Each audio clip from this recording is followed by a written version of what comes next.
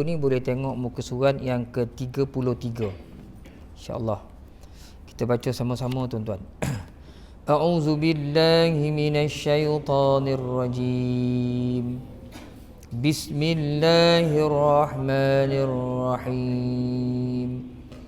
Amma man istaghna fa anta lahu tasadda wa ma 'alaika alla yazzakka wa amma man ja'aka yas'a wa huwa yakhsha fa anta 'anhu talahha kalla innaha tadhkirah فمن شاء ذكره في صحف مكرمة مرفوعة مطهرة بأيدي سفرة كرام بررة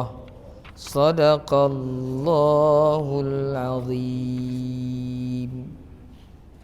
Amma man istaghna, semua mim yang bersabdu dalam Quran kita baca dengan dengung qadar 2 harakat. Amma man istaghna fa anta, nun mati jumpa dengan ta ikhfa hakiki. Kita baca dengan menyembunyikan bunyi nun ke dalam huruf ikhfa, yakni huruf ta. Fa'an dengung 2 harakat, kadar 2 harakat. Fa'anta lahu, hu tu ha besar kan, ha gulung tu di hadapannya ada huruf waw yang kecil. Itu menandakan kita kena baca dengan mad panjang. Berapa panjang mad tu? 2 harakat sahaja. Kerana di hadapan huruf waw yang kecil itu bukan huruf hamzah yang berbaris. Kalau di hadapan huruf waw yang kecil itu hamzah yang berbaris, maka kita kena baca dengan 4 harakat. Itu mad silah tawilah. Yang ini mad silah qasirah. Lahu tasadda wa ma 'alaika alla yazzakka. Jadi tak banyak hukum tajwid di sini. Maka tuan-tuan jadilah bacaan dia lebih kurang bunyi dia A'udzu billahi minasyaitonir rajim. Amma man istaghna fa anta lahu tasadda wa ma 'alaika alla yazzakka. Sadaqallahul azim. Dari sudut ilmu tajwid sedikitlah. Mari kita tengok sama-sama tuan-tuan dari sudut tafsiran dia. Surah Abasa ayat 5. Amma man istaghna. Adapun orang yang merasa dirinya serba cukup, yakni kaya, istaghna, fa anta lahu tasadda, maka engkau telah melayaninya. Wa ma 'alaika alla yazzakka, tiadalah engkau menanggung kesalahan dengan sebab ia tidak mahu membersihkan diri.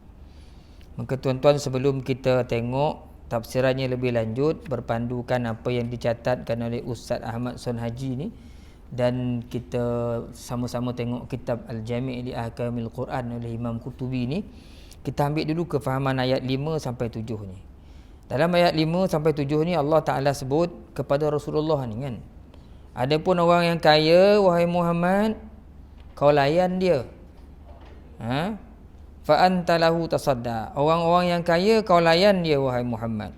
Padahal engkau tidak akan menanggung kesalahan pun kalau mereka tu tak beriman. Maksudnya. Jadi kita sebenarnya masih lagi sekitar membincangkan tentang sebab turun ayat ni kan. Dulu kita dah bincang ayat ni turun sebab Ibnu Ummi Maktum, seorang yang buta, datang jumpa Nabi Muhammad sallallahu alaihi wasallam. pada ketika itu Nabi di rumahnya didatangi oleh pemimpin-pemimpin Quraisy yang hebat-hebat seperti Utbah dan Syaibah, Abu Jahal datang, dan Al-Walid datang ke rumah Rasulullah. Jadi Nabi SAW berusaha untuk memujuk pemimpin Quraisy ni supaya masuk ke agama Islam, menganut agama Islam, mempercayai Rasulullah. Dengan kefahaman Nabi, dengan ijtihad Nabi, kalau berjaya mengislamkan ketuanya, akhirnya pengikut-pengikutnya akan ikut sama. Maka akan ramai lagi orang yang beriman dengan Rasulullah SAW, dengan Allah Subhanahu Wa Taala. Itu fikir Nabi, ijtihad Nabi ketika itu. Maka Nabi layan pemimpin ni. Ketika itulah datang Ibnu Ummi Maktum ni. Dia tak nampak, maka dia bagi salam Nabi, kuek-kuek kan. Dia minta Nabi layan dia. Jadi Nabi rasa terganggu. Sebab Nabi rasa melayan pemimpin Quraisy ni yang di mana keuntungannya lebih besar kalau dapat mengislamkan ni 3 orang ni. Pengikutnya akan ikut Islam semua. Jadi Nabi tak apa nak layan lah Ummi Maktum yang buta ni. Maka Allah Ta'ala turunkan ayat mengingatkan Nabi, menegur perbuatan Nabi SAW. Apa yang Nabi buat tu tak tepat. Allah Ta'ala tegur secara sindiran. Jadi ayat 5 ni Allah Ta'ala sebut, adapun orang yang merasa dirinya serba cukup, orang kaya, engkau layani dia. Sedangkan wama alaika alla yazakka, kamu tidak akan menanggung kesalahan pun kalau mereka ni tak beriman, tak membersihkan diri. Yakni pertama, orang yang merasa dirinya serba cukup kerana kaya dengan harta, kekuasaan dan kekuatannya sehingga tidak memerlukan lagi kepada iman dan pertolongan Allah, maka kepada mereka ini engkau telah melayaninya. Tiadalah engkau menanggung kesalahan disebabkan mereka tidak mahu membersihkan diri dari kekufuran dan maksiat. Engkau tidak dituntut untuk memberinya pimpinan. Tugasmu hanyalah menyampaikan dakwah semata-mata. Kesimpulannya, tidak mesti engkau bersusah payah inginkan mereka masuk Islam. Sedangkan orang yang sangat tertarik kepada Islam engkau biarkan pula. Hal ini ditekankan oleh Allah dengan firman-Nya yang berikut, wa amma man ja'aka yas'a. Okey. Jadi perbuatan Nabi itu ditegur oleh Allah Taala. Kau tinggalkan orang yang dah beriman wahai Muhammad, dia nak memperbaiki diri, mungkin ada perkara-perkara agama yang nak belajar kat kau, memang dah beriman dah confirm beriman tu. Nak memperbaiki imannya, nak memperbaiki dirinya, engkau tinggalkan. Kau layan pula orang yang kafir itu, yang kaya itu, padahal dia tidak beriman. Dan kalaupun dia tak beriman wahai Muhammad, maksud ayat ni, bukan salah engkau, tugas kau sampaikan dia. Nak tentukan dia beriman, kau tak beriman kau, itu bukan tugasmu wahai Muhammad sallallahu alaihi wasallam. Itu maksud ayat amma manistaghna. Nabi ditegur oleh Allah Subhanahu wa taala. Kemudian ayat 8. Wa amma man ja'aka yas'a.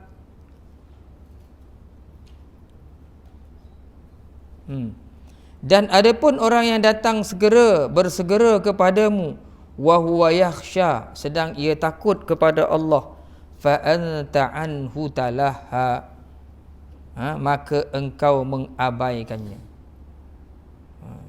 Yakni sedangkan orang yang datang bersegera kepadamu untuk mendapatkan hidayah dengan berkeadaan takut kepada Allah, jangan sampai terjerumus ke lembah kejahatan dan kesesatan, maka engkau mengabaikan permintaannya.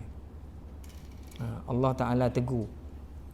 Kata Imam Qutubi, maksud ayat wa amma man ja'aka yas'a, dan adapun orang yang datang bersegera kepadamu, yakni yatlubul ilma lillah. Ni orang yang datang kerana nak belajar dengan kau, nak menuntut ilmu dengan kau, sedangkan dia tu beriman, dahlah dia tu buta, tak nampak. Datang pula nak belajar dengan kau. Wa huwa yakhsha, sedang ia takut kepada Allah. Dan dia tu seorang yang beriman dan takut pada Allah. Datang nak belajar, nak ngaji engkau. Fa anta anhu talaha, ay tu'radu anhu biwajhika, tu'radu anhu biwajhik wa tushghal bighairi. Kau berpaling daripadanya dan kau sibuk melayan orang lain. Allah Ta'ala tegur. Jangan buat begitu wahai Muhammad. Salah macam tu. Nabi ijtihad. Nabi fikir ni kau dapat mengislamkan orang ni, orang akan masuk Islam ramai lagi. Tapi yang ada ni dah Islam. Nabi fikir gitu. Pada Allah tak. Layan dulu orang beriman ni. Tinggalkan orang yang tak beriman ni. Dia beriman tak beriman, engkau dah sampai kepada Muhammad. Itu bukan urusan kau. Urusan kau hanya menyampaikan. Sebab itu dalam ayat atas tadi, wa ma 'alaika alla yazakka, sebelum tu maksud dia ai la yahtadi hadzal kafir wa la yu'min innama anta rasul ma 'alaika illa al balagh. Tak berimanlah orang kafir ni, dan tak kafir tak beriman seseorang tu, melainkan itu kehendak Allah. Kau tu rasul wahai Muhammad, engkau sampaikan saja. Ma 'alaika illa al balagh. Tidak ada hak untuk kau. Tak ada urusan kau, melainkan menyampaikan saja. Dah sampaikan dah. Layanlah. Ni orang Islam ni. Nabi tak. Nabi melayan yang tiga tadi. Sungguh-sungguh Nabi layan. Dan Nabi tinggalkan Ibnu Ummi Maktum macam tu saja. Maka Allah Ta'ala tegur dia. Allah Ta'ala tegur Rasulullah sallallahu alaihi wasallam. Disambung dengan ayat, kalla innaha tazkirah. Janganlah sekali-kali engkau lakukan sedemikian. Sesungguhnya ayat-ayat Al-Quran adalah suatu peringatan. Kita tengok tuan-tuan kan, dalam bab ni iman tu lebih didahulukan. Baik tak mengislamkan orang bukan Islam, di mana dia tu pemimpin, dengan kefahaman kan kalau dia Islam ramai lagi ikut Islam, lepas tu pengikut-ikut dia ni ketua ni kalau dapat, padahal dia tu kafir. Dengan seorang Islam buta pula tu susah kan. Nampak sekali fikir logik. Nabi fikir tu memang logik. Fikir Nabi tu logik. Dengan cara itu kemungkinan Nabi akan dapat meramaikan lagi orang-orang yang mentauhidkan Allah. Betul Nabi fikir ijtihad itu ijtihad Nabi. Tapi Allah Ta'ala tak setuju macam tu. Ni orang kafir, ni orang beriman. Kelayan yang beriman yang di Muhammad. Adapun yang kafir ini engkau sampaikan sahaja. Masalah dia beriman tak beriman itu bukan urusan engkau wahai Muhammad. Wa ma 'alaika illa yazakka. Beriman, layan orang beriman. Jadi iman tu menjadi perkiraan tuan-tuan. Keimanan menjadi perkiraan pada kita. Tu sebab nak buat apa pun, agama ni kena letak atas, iman ni kena letak atas. Kan? Nabi Yaqub nak meninggal, tak tanya anak-anak besok apa kau makan, apa kerja kau nak buat, mana kau nak tinggal. Tak. Tanya apa yang kau sembah. Lepas aku tak ada ni, kata Nabi Allah Yaqub, apa yang kau sembah? Itu soalan Nabi Allah Yaqub kepada anak-anaknya. Masalah keimanan yang ditanya, yang dirisaukannya. Bukan masalah-masalah lain. Masalah makan tak payah risau. Manusia dia pandai cari makan. Burung pun tak ada SPM, tak ada alat mati anak ngolek-ngolek ke bawah, tak ada sijil. Pandai dia. Lembu pun banyak tu, tak ada doktor, tak ada apa pun. Elok makan. Kita senang cakap kan, alah Ustaz, senanglah lembu makan rumput. Ya, kita takkan nak makan rumput. Kita lebih tahu pada lembu lagi. Lembu rumput yang makan, kita daging kita menteragah. Rumput kita menteragah. Segala koreh kau boleh tolut, kita tulang-tulang pun kita buat sup. Siapa tahu tu. Kan? Dia satu yang makan ni. Kita banyak makan yang takkan tak dapat cari makan. Kan? Banyak bono kita boleh makan, takkan tak boleh cari makan. Itu Tuhan tentukan kau rumput je kau makan. Kau singo nama makan, kau dagingnya lain kau nyam makan. Tak ada lah mati dia dah, boleh dia makan, boleh dia hidup. Jadi kita hari ni kita takut bono-bono yang Tuhan dah jamin. Kan? Kalau mati so apa anak-anak nak makan ni? Raja tak apa cerdik tadi. Mana nak tinggal tu? Mana nak tinggal saat ni? Tak payah bikin tuan. Selagi dia hidup, selagi dia ada nyawa, akan ada rezeki dia. Allah Ta'ala jamin rezeki dia, bukan kita. Nahnu narzukukum wa iyyahum. Kami ni Allah yang beri rezeki pada kamu dan pada anak-anak kamu, bukan kamu, kata Allah Subhanahu wa Ta'ala. Ini tak adalah masalah makan minum ini takutkan, masalah keimanan. Jadi dalam bab ni Allah Ta'ala suruh dulu kan, ini yang beriman, yang ini kafir. Kemudian disebutkan kalla innaha tazkirah. Janganlah sekali-kali engkau lakukan demikian. Sesungguhnya ayat-ayat Al-Quran adalah satu peringatan. Kalla. disebutkan di sini ai mal amru kama taf'alu ma'al fariqai ai la taf'al ba'daha mithlaha min iqbalika 'alal ghina wa i'radika 'anil mu'minil faqir. Maksudnya kata Imam Qurtubi, ayat ni kalla, sekali-kali jangan engkau lakukan lagi sedemikian. Innaha tazkirah, sesungguhnya ini adalah peringatan daripada Allah. Itu apa yang kamu lakukan kepada dua kumpulan, kata Imam Qurtubi, iaitu orang yang beriman dengan orang yang tak beriman ni. Di mana kata Imam Qurtubi, maksud ayat ni kalla innaha tazkirah, jangan sekali-kali engkau melakukan demikian. Sesungguhnya ayat-ayat Al-Quran adalah suatu peringatan, maknanya jangan engkau lakukan selepas ni macam tu lagi wahai Muhammad. Iaitu apa? Engkau menerima, melayan, fokus kau pada orang kaya dan engkau tinggalkan, kau berpaling daripada orang mukmin yang miskin, orang mukmin yang fakir, kata Allah. Jangan buat begitu. Dia dah buta, dah fakir, nak mengaji, kau tinggalkan. Jadi ayat ini turun kerana Nabi SAW melayan apa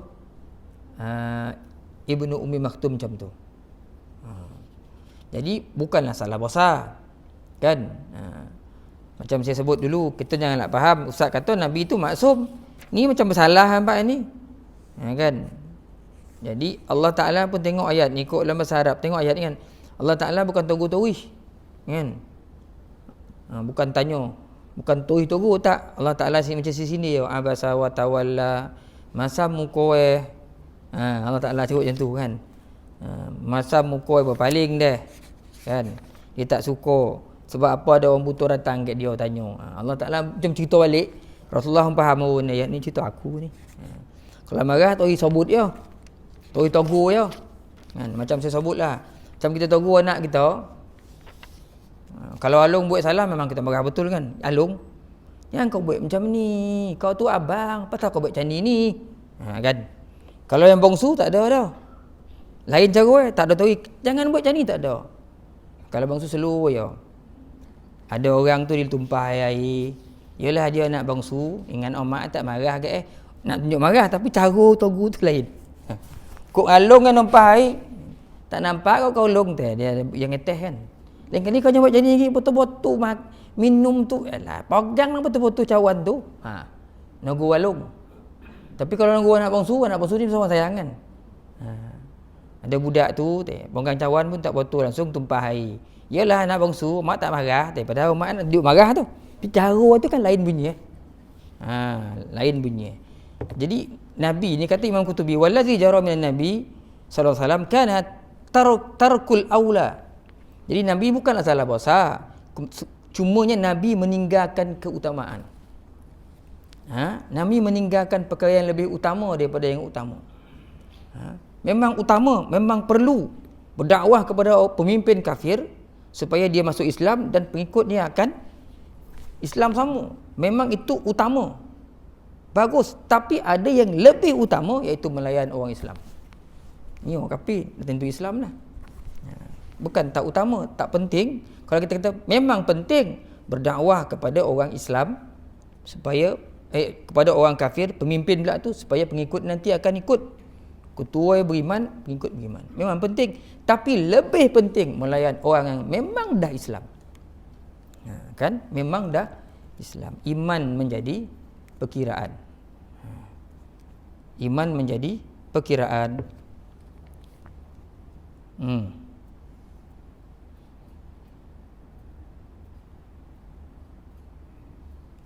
Orang kafir yang baik bangai dengan orang iman yang tak baik, mana yang lebih elok?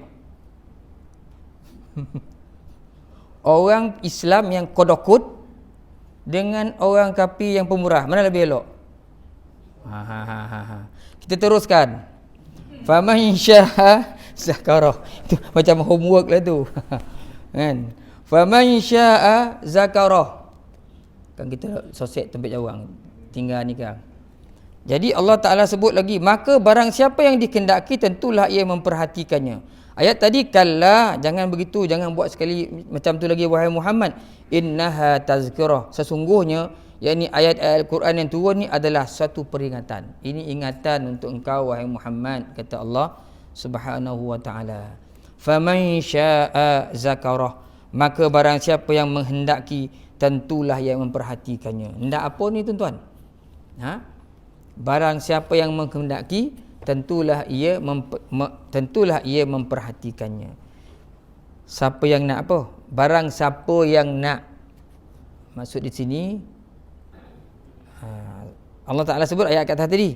Ni ayat-ayat ni turun, ni yang turun ni, ingatan ni adalah ayat-ayat Al-Quran sebagai peringatan kepada engkau wahai Muhammad. Ayat-ayat Al-Quran ni turun, semuanya menjadi peringatan.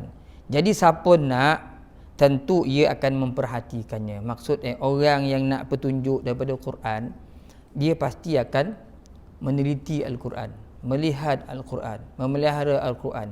Sebab itu dekat sini kata Imam Qurtubi, faman syaa'a zakara ay kana hafizan lahu ghairu nas. Ghairu nas maksud dia iaitu orang yang kalau dia nak petunjuk Quran ni, dia akan memelihara Al-Quran, menjaga, meneliti, mentadabbur makna Quran, dan ghairun nas, dia tidak akan melupakan Quran. Macam mana nak ambil petunjuk daripada Quran kalau Quran pun tak baca? Kan? Quran pun tak ditafsir dengan pandukan tafsiran para ulama. Quran pun tak diteliti makna. Kita nak dapat pengajaran daripada Quran, kita kena nak tengok Al-Quran, kena nak meneliti makna Al-Quran, baru dapat pengajaran daripada Al-Quran tu. Kalau tidak, tak ada pengajaran dah. Itu sebab hari ini orang bertindak sesuka hati dia. Dia tidak menjadikan Quran sebagai pedoman dalam kehidupan dia. 30 juzuk Al-Quran Tuhan turunkan, dan Allah Ta'ala siap beritahu lagi, Al-yawma akmaltu lakum dinakum wa atmamtu alaikum ni'mati. Hari ni aku dah sempurnakan agama kamu. Kan? Sempurna dah. Turun. Dalam 30 juzuk ni semua ada. Dalam jua bab, tengoklah ke Quran. Pasti ada. Ataupun berpandukan kepada sirah perjalanan hidup Nabi Muhammad, hadis-hadis Nabi Muhammad sallallahu alaihi wasallam. Maka kita akan jauh daripada petunjuk Quran kalau Quran pun kita tak baca. Sebab itulah Imam Habib Abdullah Haddad, pengarang kitab Nasaihud Diniyah wal Wasaya Imaniyah, mengatakan ilmu tafsir ni adalah ilmu yang paling tinggi bagi dia lah. Saya yakin akan ada ilmu ulama lain kata tak, bagi ulama lain ilmu tasawuf. Yang ni kata ilmunya tadi. Tapi bagi Imam Habib Abdullah Haddad, bagi dia ilmu tafsir ni ilmu yang paling tinggi. Sebab apa? Melalui tafsir Quran lah, ilmu inilah manusia memahami apakah dia kehendak Allah dan apakah dia larangan-larangan Allah. Kalau tak dibaca, tak ditafsir, tak tahu. Sebab tu diingatkan, orang siapa yang nak petunjuk, dia pasti akan memelihara Al-Quran dan dia tak lupa Al-Quran.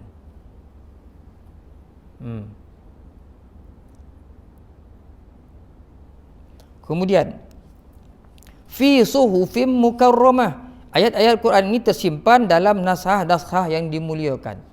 Fi suhuf, Quran ini tersimpan dalam suhuf-suhuf, helaian-helaian di sisi Allah Subhanahu wa taala. Mukarramah, yakni naskah-naskah yang dimuliakan. Apa maksud dimuliakan? Quran itu tuan-tuan, dia tersimpan dalam naskah yang dimuliakan oleh Allah Subhanahu wa taala. Kenapa Quran itu dimuliakan? Imam Tabari rahmatullah alaihi menyebutkan di sini, mulia Quran tu kerana fiddin, dalam agama Quran ni muliakan, lima fiha minal ilmi wal hikam. Kerana dalam Quran tu penuh dengan ilmu dan hikmah petunjuk. Dalam Quran cukup banyak, tuan-tuan. Ada mengatakan mukarramah, mulia di sini maksudnya kenapa Quran tu dimuliakan? Kerana dia turun diturunkan bersama dengan malaikat penjaga yang mulia. Quran tu diturunkan dengan malaikat yang mulia. Ruhul Amin dibawa oleh Jibril alaihi salam Quran.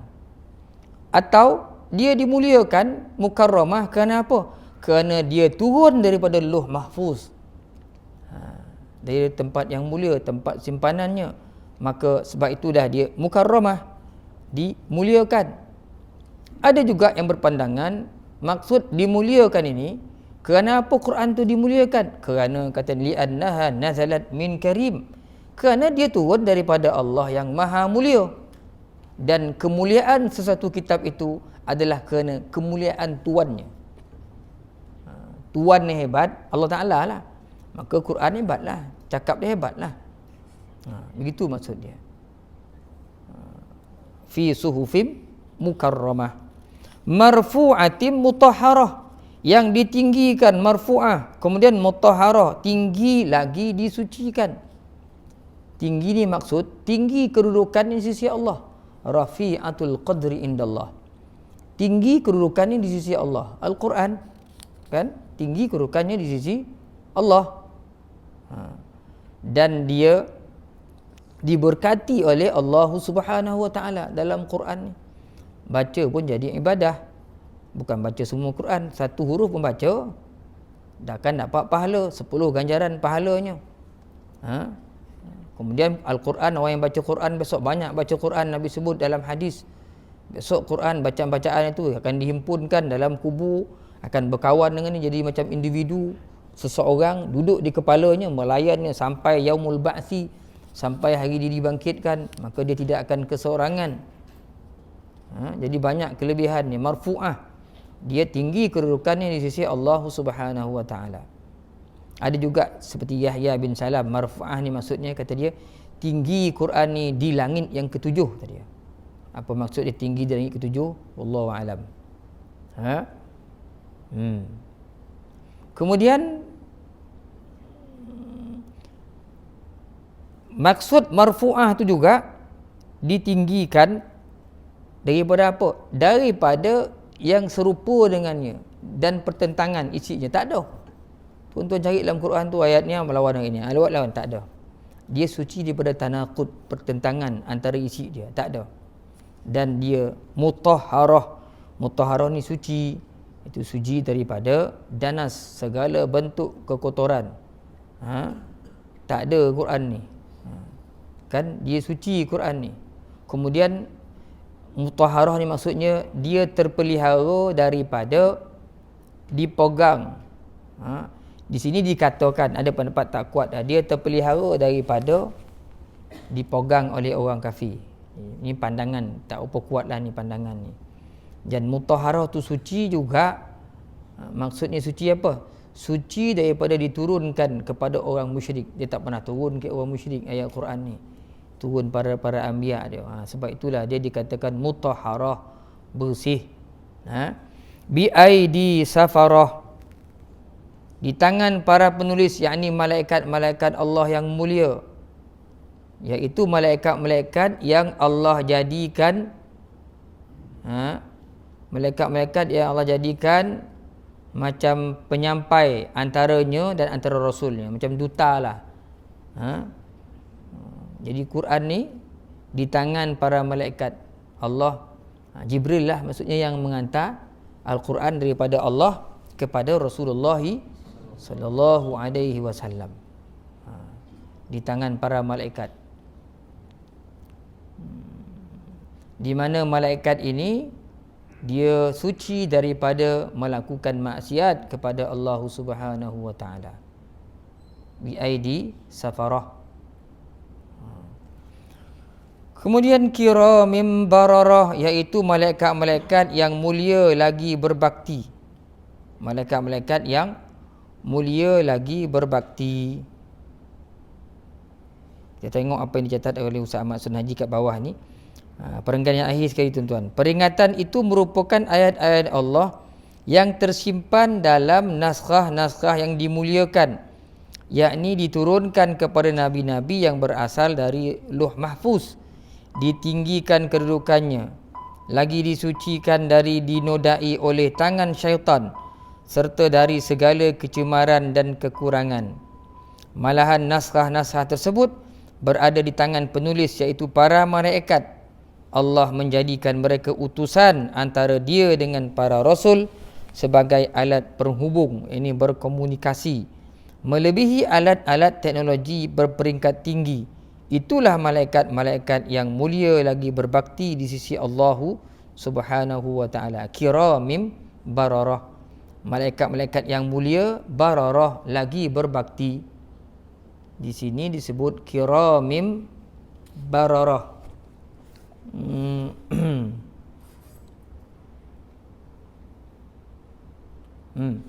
Kiram iaitu mulia, kemuliaan daripada Tuhan mereka.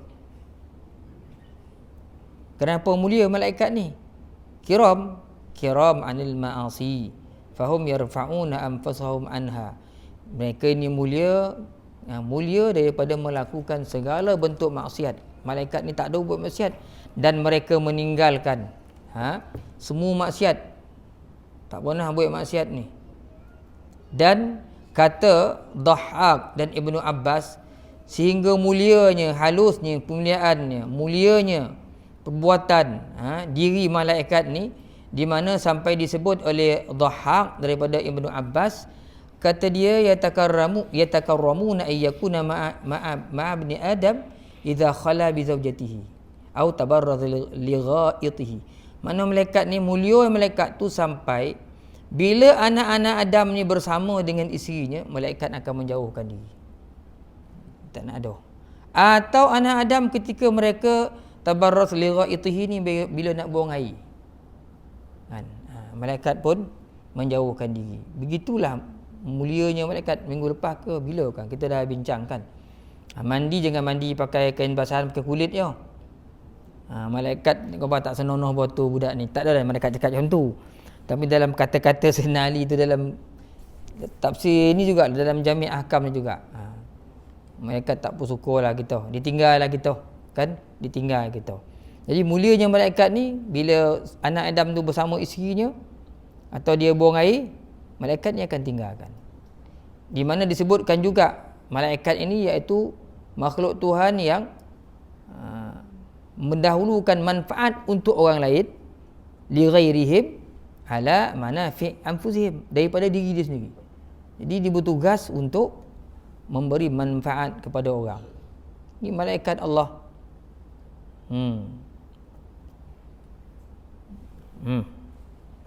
Kiramim bararah, itu maksud kiramim bararah. Sikit lagi tuan-tuan. Qutilal insanu ma akfarah, binasalah hendaknya manusia yang engkar itu, alangkah besar kekufurannya. Allah Ta'ala sebut binasalah manusia yang engkar itu, alangkah besar kekufurannya. Yakni di sini Allah menyumpah perbuatan orang kafir lagi derhaka terhadapnya, padahal telah banyak menerima kurnia dan kebaikan Allah Ta'ala, iaitu qutilal insanu ma akfarah, menggunakan ungkapan kata bererti seperti gaya manusia yang sedang marah. Binasalah hendaknya manusia-manusia yang engkar itu, alangkah besarnya kekufurannya. Tidak patut dia dibiarkan hidup dengan kekufurannya itu. Manusia yang begitu hina kejadiannya tidak sepatutnya bersikap angkuh dan sombong, kerana ia terjadi daripada setitis air mani. Allah menciptakannya lalu menentukan takdir dalam rahim ibunya. Semenjak kejadiannya berupa air, kemudian menjadi darah, lalu menjadi seketul daging, hinggalah sempurna rupanya. Kemudian ditentukan kadar rezekinya, ajalnya, amalannya, nasibnya yang baik ataupun celaka. Jadi Allah Ta'ala menyumpah perbuatan orang kafir ni dengan ayat qutilal insanu ma akfarah, binasalah hendaknya manusia, alangkah besar kekufurannya. Kata Imam Qutubi di sini, qutilal insanu ay lu'ina, maknanya dilaknat manusia-manusia yang kufur ni. Ada juga kata kutilah maksudnya uzziba, diazab manusia-manusia yang lupa kepada Allah Subhanahu wa taala. Dan insan di sini maksudnya adalah orang-orang yang kafir. Orang-orang yang kafir. Kata Dhahhak bin Ibnu Abbas, ayat ini turun kepada Utbah bin Abi Lahab. Ayat kutilal ni, binasalah manusia ni. Insan ni manusia, siapa manusia ni? Orang kafir. Siapa dia? Kata Ibnu Abbas, iaitu turun kepada Utbah bin Abi Lahab. Dia ni beriman, tapi bila turun ayat wan najmi idza hawa, ayat suratul najm, irtadda, jadi murtad. Ini pun dah banyak kali kita yang ikut kuliah dekat Surah Leman ni, Dia kalau dia ingat, dia mesti ingat cerita ini. Utbah ni dia beriman. Lepas tu bila turun surah Najmi, dia jadi murtad. Maka turun ayat ni, kata Ibn Abbas, mencela, mengecam perbuatan Utbah ni yang murtad, di mana dia berkata, amantu bil Quran kullahu illa najm. Aku percaya kat semua Quran ni, aku beriman, melainkan surah Najmi je. Dia tak nak terima. Maka Allah Ta'ala turunkan ayat, qutilal insan ay lu'ina Utbah haitsu kafara bil Quran. Iaitu maksud qutilal insan, binasalah manusia, iaitu dilaknatlah Utbah, maksudnya di mana dia telah kufur dengan Al-Quran. Maka Nabi SAW pun berdoa kepada Allah, Allahumma sallit alaihi kalbaka asadal ghadirah. Ini kita dah bincang dulu ni kan, di surah Wajil Iman ni. Ku ingat lagi, Rasulullah doa, ya Allah, ya Tuhanku, hantarlah ke dia kalbaka. Kalbak ni maknanya suruhan engkau, apa ni, tentera engkau. Kalau kalbaka ni anjing engkau. Macam Allah, Nabi doa supaya Allah Ta'ala hantar tenteranya berupa apa? Asadal ghadirah, iaitu singa ghadirah. Ghadirah ni nama tempat. Ya Allah, kau hantarlah seekor singa daripada Ghadirah ni, kokah Utbah ni. Kokah lah, kokah tu apa tuan? Kokah pula. Bahasa apa kokah tu? Gigit. Kokah kau gigit tu. Dia macam bunyi bahasa tu. Tempat saya betul kokah tu apa? Apa tuan? Mencokak. Kira tu. Betul lah tu, faham lah tu. Makan nak kira ya? Kokah pula. Nabi doa itu. Jadi satu hari Utbah ni dia keluar, faqaraja min fawri bi tajaratin ila Syam. Dia keluar ke Syam, dia berniaga. Bila dia habis berniaga kat Syam, dia pun balik. Sampai Ghadirah, tempat nama Ghadirah ni, dia teringat doa Nabi. Dia sampai kat Ghadirah ni teringat, Nabi Muhammad itu ada doa, ya Allah tu kau hantarlah singa Ghadirah ni menteragah aku. Dia teringat doa Nabi tu. Maka bila dia teringat doa Nabi, dia jadi takut. Maka dia mengupah orang yang boleh selamatkan dia, nanti dia akan bagi 1000 dinar. Faja'ala liman ma'ahu alfa dinarin in huwa asbah hayya. Dia bagi upah 1000 dinar dekat orang ni, kalau aku hidup, aku bagi kau 1000 dinar seorang. Tolong jaga aku, keselamatan aku. Sebab Muhammad ni doa. Sebab orang faham, bila Nabi doa jadi. Maka akhirnya orang-orang tu dengar ada upah 1000 dinar daripada Utbah. Maka dijaga Utbah sungguh-sungguh. Dia letaknya usbah dekat dia, letak tengah-tengah, kemudian dikelilingi oleh, tutup dengan apa tu, al-mata' ni, barang-barang dagangan. Kemudian kelilingi oleh orang pula. Utbah tengah-tengah, kopung dengan barang, itu manusia. Kan takut singa datang. Kan? Datang sungguh singa, kata Imam Qutubi kat sini.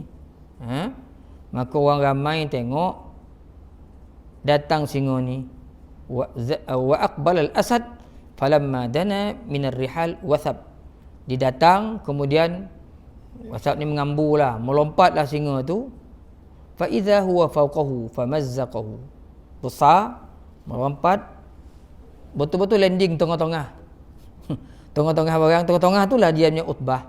Maka akhirnya dia pun mazzaqahu, cari oleh singa ni, bunuh oleh singa ni, matilah singa tu. Mati Utbah ni. Bila mati Utbah ni, ayah Utbah kata, menangislah, merataplah, nadabahu wa baka.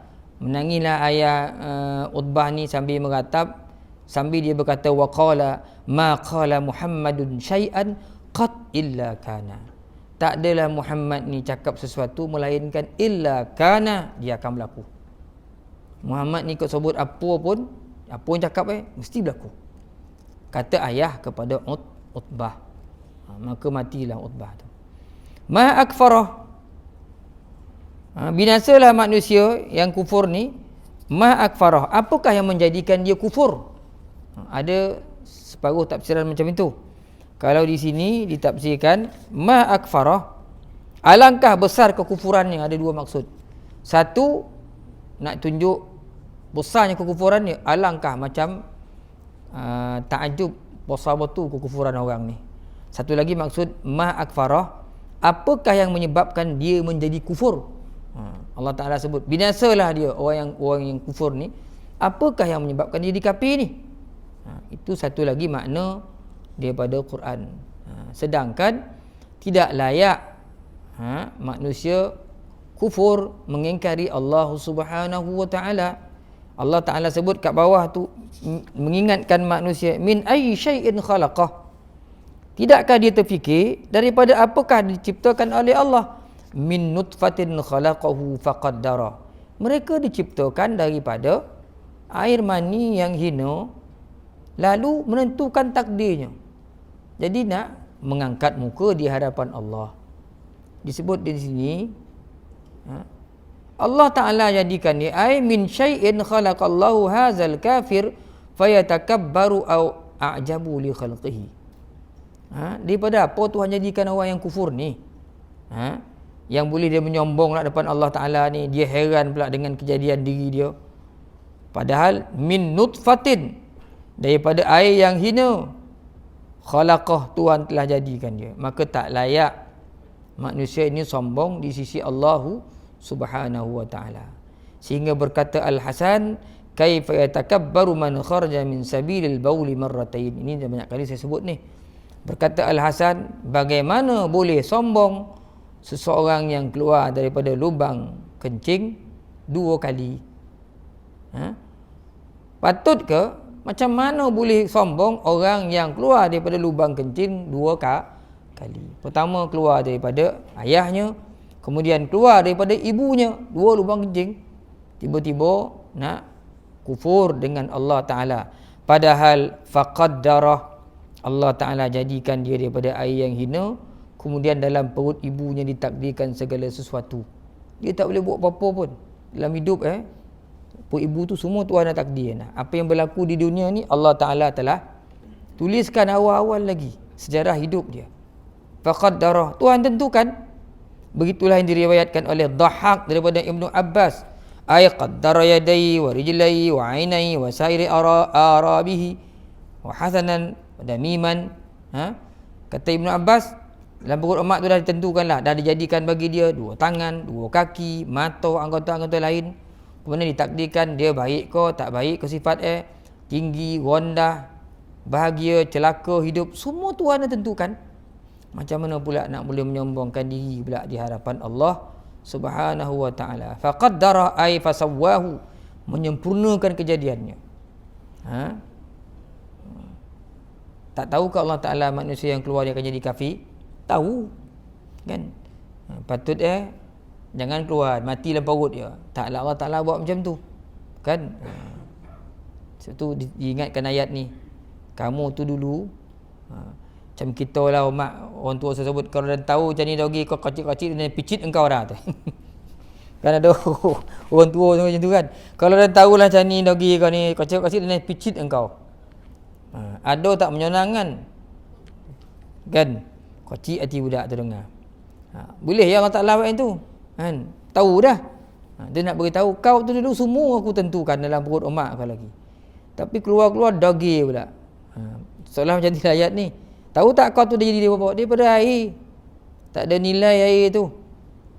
Kan? Tak ada nilai. Kalau tinggal air sirap, orang minum. Kau tinggal air tu tak nak orang minum tu dah.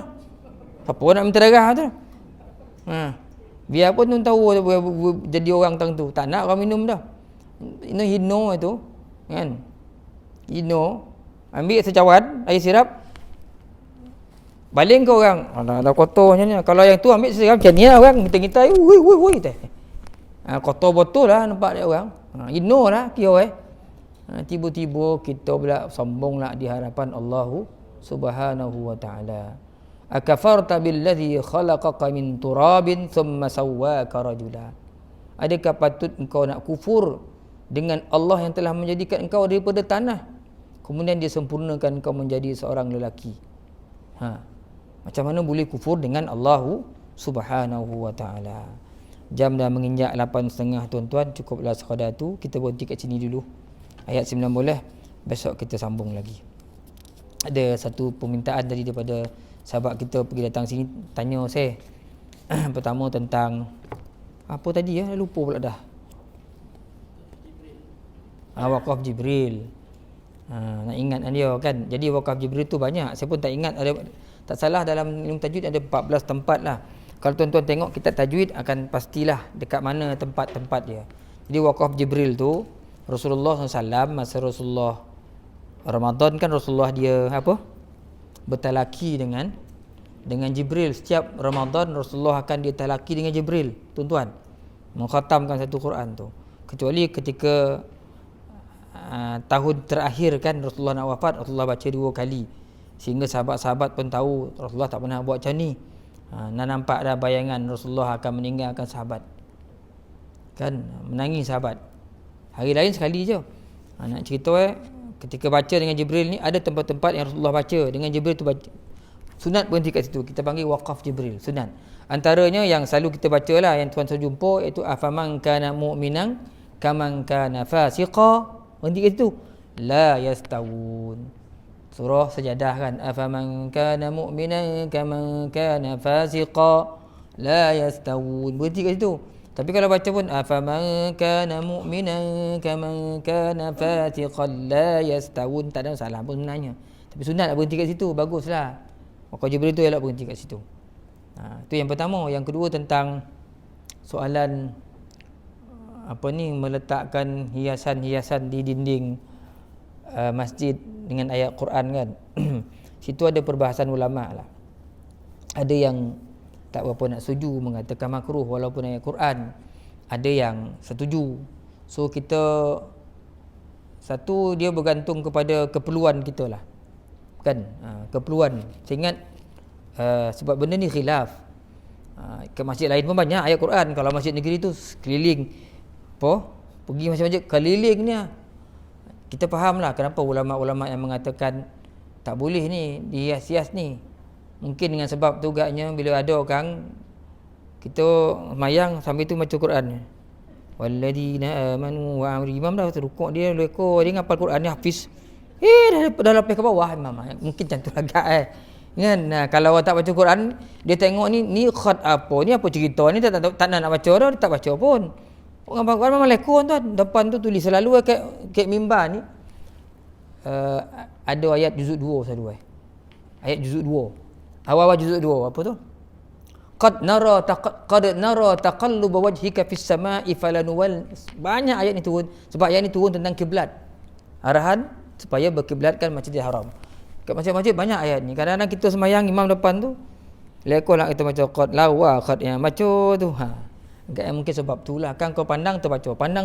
Kadang kita tengah semayang ni, bukan nak baca Quran, tengah solat. Mungkin atas sebab-sebab tu, atas sebab-sebab lain lah ulama tidak mengharuskan. Tapi ada ulama yang kata mengharuskan. Takkan nak letak gambar kucing pula ke masjid, tak kena lah kan. Gambar pokok nangkor boleh juga kan, cantik lah pokok rimbun kan. Tapi tak pernah buat orang lagi. Kalau surau ni buat surau yang pertama masuk Surabaya ni, surau yang berkonsepkan alam kan, pokok hutan, pokok manggo, pokok tua kan. Ayat Quran tak boleh pun tak boleh ke ada kan, jadi orang lekor pula.